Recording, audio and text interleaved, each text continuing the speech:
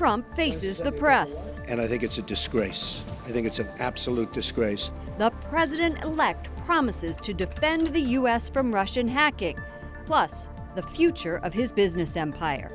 Intelligence report. It sounds like it was written by a 15-year-old. We talked to Senator James Lankford of Oklahoma about allegations the Kremlin has compromising information about Trump. Beware of false idols. Our nightly report from Rome on the Holy Father's message to the faithful. And remembering a Catholic hero. A look back at the life of New York Police Detective Stephen McDonald. On EWTN News Nightly for Wednesday, January 11th, 2017.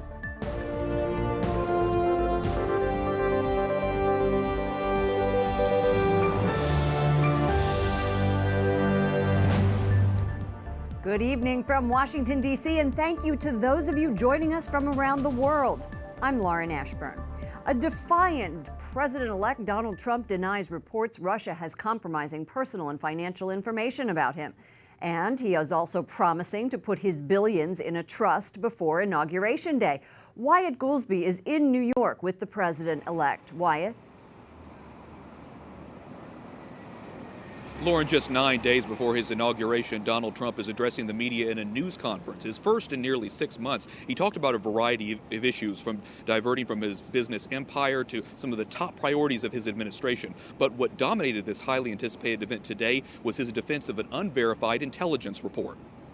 As far as hacking, I think it was Russia. Trump conceding for the first time in public that Russia was likely behind hacking during the election, but denouncing the media for reports that the former Soviet Union has compromising information about him. And hacking's bad, and it shouldn't be done. But look at the things that were hacked. Look at what was learned from that hacking. That Hillary Clinton got the questions to the debate, didn't report it. That's a horrible thing. That's a horrible thing. And when asked about his relationship with Russian President Vladimir Putin, Trump said it would be an improvement. If Putin likes Donald Trump, guess what, folks? That's called an asset, not a liability. After walking past piles of documents he signed to separate himself from his business interests, Donald Trump announced he was passing the baton to his sons. Don and Eric are going to be running the company. They are going to be running it in a very professional manner. They're not going to discuss it with me. Again, I don't have to do this. Trump legal advisor Sherry Dillon explained that as president of the United States, Trump would not be legally required to separate himself from his financial assets. But she said he'll donate all hotel profits from foreign governments to the U.S. Treasury. The president-elect repeated plans for a wall on the U.S.-Mexico border. Mexico will pay for the wall, but it'll be reimbursed. Okay? He also promised to release the name of his candidate for the Supreme Court vacancy within 2 weeks of taking office. But Trump did not take kindly to all questions from the media, sternly rebuking CNN's Jim Acosta. I'm not going to give you a question. You are fake news. And it wasn't just CNN. Trump also called out BuzzFeed, the online publication, saying their report was also fake news. It got pretty contentious there at the end, Lauren, as you saw Jim Acosta had tried to ask a question, and Donald Trump shut him down. Lauren? Wyatt, it seemed that Donald Trump was more irritated than usual at the press. Is that right?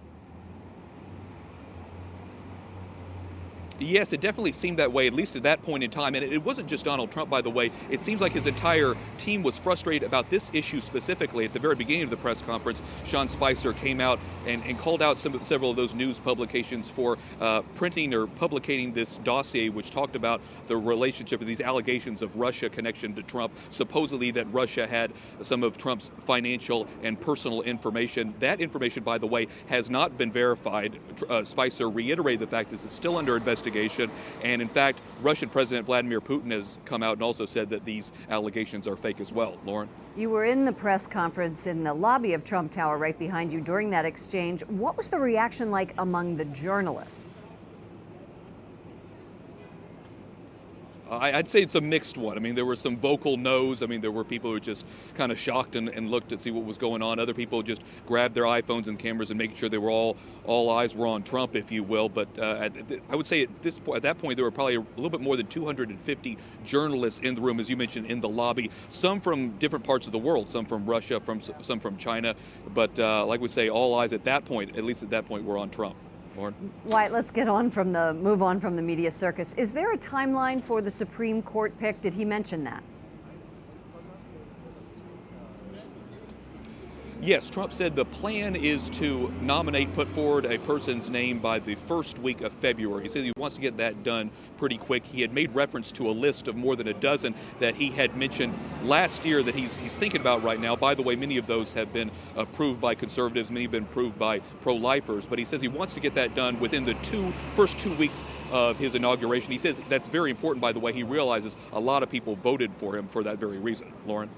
Wyatt Goolsbee reporting from New York City. Thank you, Wyatt. During the press conference, Trump also announced his pick for VA Secretary. Trump has picked David Shulkin to lead the Department of Veterans Affairs. He's a Democrat and is currently the top health official for the department. He's a former president of the Morristown Medical Center in New Jersey. If confirmed by the Senate, Shulkin would lead the government's second largest agency. Donald Trump's pick for Secretary of State resists calling the Russian president a war criminal. ExxonMobil's CEO Rex Tillerson faced tough questions from senators about his ties to Vladimir Putin. Capitol Hill reporter Jason Calvi is covering Tillerson's confirmation hearing. Jason. Lauren, Rex Tillerson tells the Senate Foreign Relations Committee that Russia poses a danger. He says Russian hacking of the 2016 U.S. elections is troubling, and he says it's a fair assumption to assume Vladimir Putin was behind it. Rex Tillerson lays out his approach to U.S. foreign policy. He suggests he take a hard line as the United States' top diplomat. In recent decades, we have cast American leadership into doubt. In some instances, we have withdrawn from the world. In others, we have intervened with good intentions, but did not achieve the stability and global security we sought. Perhaps the toughest Republican questioning came from Senator Marco Rubio. Is Vladimir Putin a war criminal? I would not use that term. When asked about his ties to Russia and Putin, who he's known for 2 decades, Tillerson admitted he hasn't yet discussed a Russia policy with Trump. But his message to Congress today, he won't go easy on Moscow. Our NATO allies are right to be alarmed at a resurgent Russia. But it was in the absence of American leadership that this door was left open.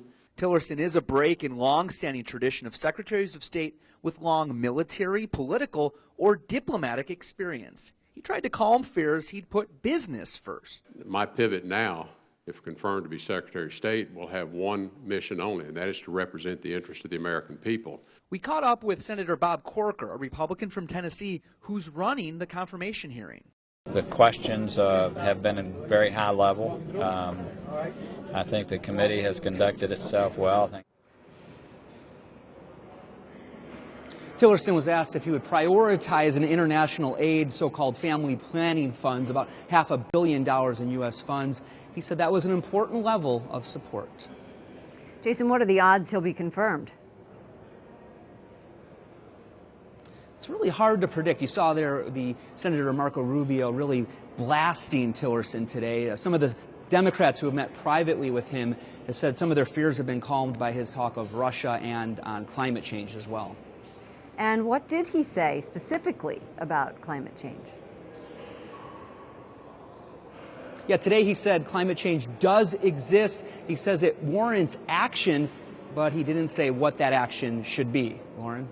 Jason Calvi on Capitol Hill. Thank you, Jason. Joining us now is Senator James Lankford from Oklahoma. Senator Lankford, welcome back to the program. You're on the Homeland Security Committee and the Intelligence Committee, which gives you a broader insight into security issues. You've said that you're convinced Russia is behind the hacking. And what do you think of these new allegations that the Kremlin has compromising information on Donald Trump? You know, I've read through the intelligence information about the hacking and the background information. I'm very convinced that the Russians are engaged in the hack and the attack. I'm also very convinced they had no effect on the election. They weren't involved in changing votes or any of that kind of stuff. They were just putting out propaganda. When I read the report and all the details, of this latest compromising information from the Russian. It sounds like it was written by a 15-year-old when you actually read the information. So I am absolutely not convinced any of that is authentic. They say this is some unnamed sources, the unnamed source also has unnamed sources, and they put it out. This looks like fake news to me when you actually read it and go through it. There are factual errors that are in it. There are things that are verified to not be accurate. And I have not met anyone in the intelligence community that actually thinks that information is real. Well, Donald Trump is also highly critical of U.S. intelligence agencies. Do you think that that criticism is valid? I don't, actually. I think these are men and women that work exceptionally hard. They can't always get it right. They get their best judgment. And when you do intelligence operations, you're gathering information about what's happening around the world, the risks that we face. You put those ideas together and you put a low, medium, or high probability that this is accurate. But you can never know 100% because obviously you're not in the head of some other leader internationally. And so I think they do a very good job of gathering it together. And it's amazing to me to meet some of the men and women that serve around the world in the intelligence community. They literally serve Americans every single day, put their lives on the line every single day, just like our military and our law enforcement do. But they don't wear a uniform, and most Americans will never be able to say thank you to them for what they do for our country. Let's move on to the Department of Homeland Security. John Kelly, who is Trump's nominee to head that department, has said securing the border will be one of his top priorities, but it requires more than a wall, and it could be a layered defense. In your opinion, what needs to happen first in securing our border?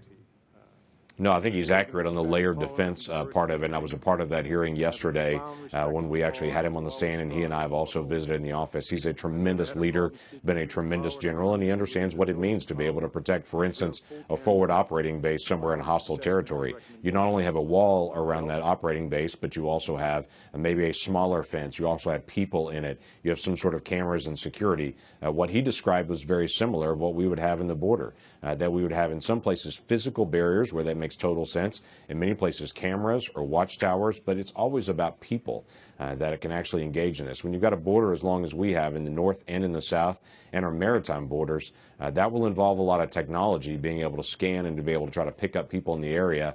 But then we have to have great team members that can actually interdict those individuals when they try to move into our country illegally. So he described that multiple layers on that. It will take that multiple layers to actually go through the process. The easiest first step to do is training. And that's right. The easiest first step to do is the people side of it, to make sure that we're actually putting the people in the right spot and then making sure we're getting the equipment around them to be able to help them. Before we go, I know that you are staunchly pro-life, and the defunding of Planned Parenthood is at the top of the agenda, especially when it comes to repealing Obamacare. Some senators, including Susan Collins, have said that they are going to fight the defunding of Planned Parenthood. How do you think you and or your colleagues are going to change their minds?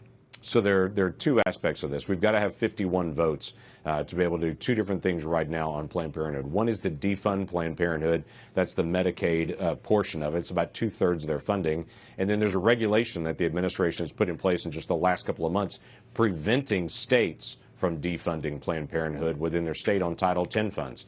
We also can get with a 51 vote that to give the states the right to be able to defund Planned Parenthood in their own state. So I would expect in the months ahead that we'll have two separate votes dealing with Planned Parenthood. One is the national level funding. The other one is allowing states to also defund as well as they choose to. But I would remind everyone, Planned Parenthood does 300,000 abortions a year of the 1 million. Defunding Planned Parenthood doesn't solve the life issue. It obviously helps promote life again, and it's the right thing to be able to do. But we have to keep our eye on the ball. Long term, this is really about life, not just Planned Parenthood. This is just one step in a long process. Okay, thank you. Senator James Lankford, Homeland Security Committee and the Intelligence Committee, a Republican from Oklahoma. Thanks for joining us. Thank you. The confirmation hearing for Trump's pick for Attorney General is over. Those lobbying for and against Alabama Senator Jeff Sessions spoke out on Capitol Hill today. Principled, intelligent, knowledgeable, thorough, modest, and thoroughly dedicated to the rule of law and to the mission of the department. His record indicates that we cannot count on him to support state and national efforts towards bringing justice to the justice system.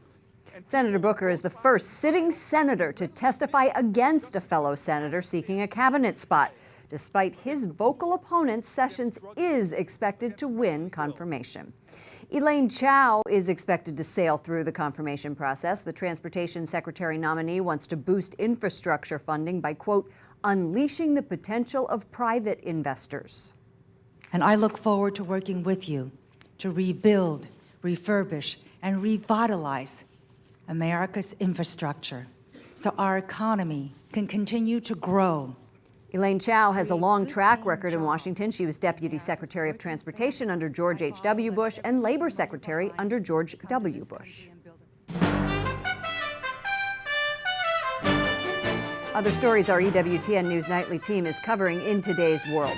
The president of the predominantly Catholic country of the Philippines has ordered government agencies to provide free access to contraceptives for 6 million women who cannot obtain them. Officials there say making contraceptives available is important to reduce poverty. The use of artificial contraceptives is considered against church teaching. The Holy Father uses the example of a woman who once told him she had an abortion to preserve her figure as a warning against worshiping idols. Ho dovuto abortire perché la mia figura è molto importante. The Holy Father cautions the faithful about the false hope that beauty, wealth, and power can give. The Pope was speaking to pilgrims in the Vatican about the virtue of hope at his weekly audience.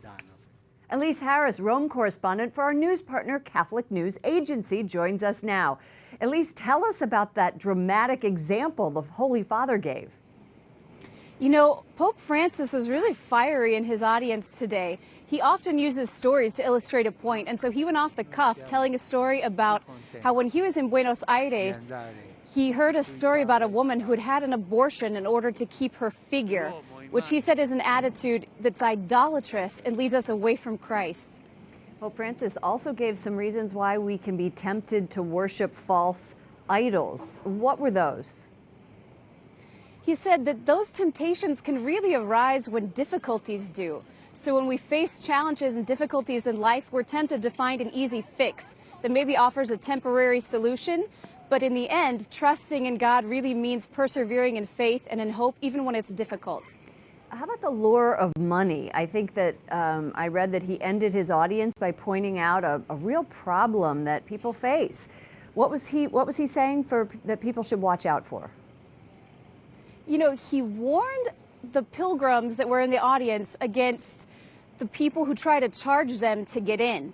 He pulled out a ticket and he actually pointed to it and said that in 6 languages on the ticket, it's written that it's free. Entrance is free, so people can visit with the Pope and have a moment with him. So if anybody charges them or tries to get money from them to get into the audience, don't listen. Elise Harris, our Rome correspondent with the Catholic News Agency, thank you for giving us a wrap-up of the Pope's audience. Coming up, an emotional goodbye from President Obama. Yes, we can.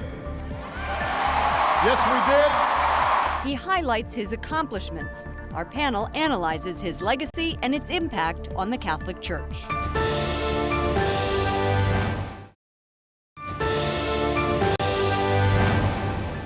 In his final address, President Obama thanks a crowd of 18,000 in Chicago. He touted what he sees as his successes and focused on themes of social justice, fairness, and diversity. The president had one more request for the country. The same thing I asked when you took a chance on me 8 years ago. I'm asking you to believe, not in my ability to bring about change, but in yours. President Obama momentarily fought back tears as he thanked his wife and daughters. He also spoke to Vice President Joe Biden and his wife, Jill, saying their friendship has been one of the great joys of his life. Joining us now to discuss the president's farewell address and other topics are Tim Carney, commentary editor of the Washington Examiner, and Star Parker, president of the Center for Urban Renewal and Education. Welcome to the program, both of you. Well, thank you. Star, for American Catholics and Christians, what will be the defining moments of the president's presidency? I think that we should be very concerned that the president changed this country for maybe 100 years, depending on what happens on the Supreme Court over the next couple. when you think about the worldview that he portrayed through his presidency, that he portrayed going into it, a very secular and statist worldview, that this is problematic to Christians all over the world, and in particular here in America, to watch their religious liberty unravel because of things they fundamentally believe because of the scriptures. Tim. I agree. I think you can't overstate how much the sort of battleground in the culture wars had shifted, where the left could sort of plausibly argue to be arguing on the defensive, 20 years ago. Now it's very clear when you see what they tried to do to the Little Sisters of the Poor, the Hobby Lobby case, that they are going to use big government to push their side in the culture war. That it's not about us letting other people live their lives how they want to. It's about them telling us that we have to follow the rules. That wasn't the case. It's hard to remember now, but the church believers weren't under such attack from the federal government so much before Obama did it, and state governments have followed too. Star, you said that it's set us back. How difficult will it be to reverse? Well, it depends on how you do that. It set us back because we have now persecution of Christians in America. This is just unprecedented. This country was founded fleeing to found this country in Christianity. They were fleeing this type of persecution. So it set us back. Some are saying that Trump has come in and is almost going to be like Constantine. Well, if he is, that could be pretty problematic in some degree. But on the other side, Constantine built the church. All right, let's move on to today's news. And Trump praised some of the press today at the news conference, but he also really lit into them for some fake news, is what he is calling it. Is this a warning sign of what we can expect for journalists, or is it a wake-up call, an opportunity for Christian media maybe to get more play in the White House? I saw some reasons to be cheered by what Trump was doing, where he said, I'm the guy who has the actual power to stand up to the media that will lie about you and lie to you. And that's true, but then he went and he folded CNN in with BuzzFeed. And the background there was BuzzFeed published these unverified rumors, just the actual documents, while CNN was very careful. They followed the rules of journalism. So Trump is lumping people who kind of broke the rules of journalism in with people who just reported a story he didn't like.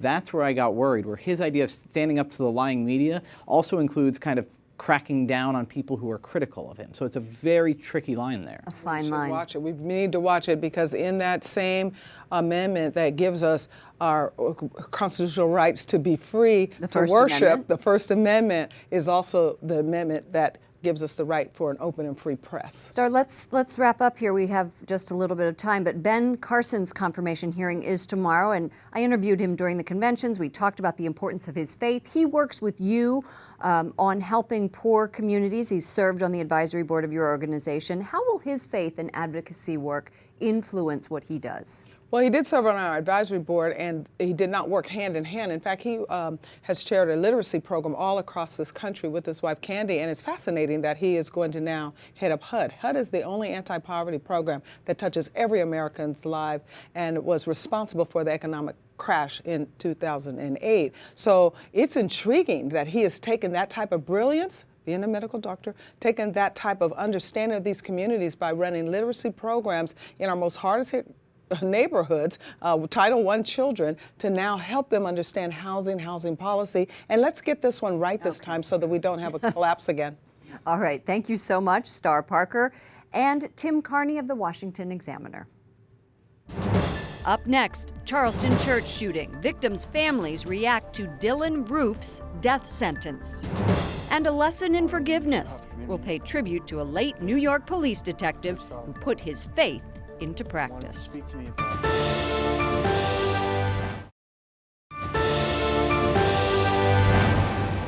It's in God's hands. That's what one victim's family member tells the Charleston church shooting mass murderer. A judge formally sentenced an unrepentant Dylan Roof to death today, and some relatives of the 9 slain worshipers reacted angrily. Others offered forgiveness and love. He's in God's hands now. And if he turns his life around, if he makes an humble confession to God, when he gets there, he can join my sister and the other 8 in heaven. Roof insisted he was not mentally ill, did not call any witnesses or present any evidence during the trial.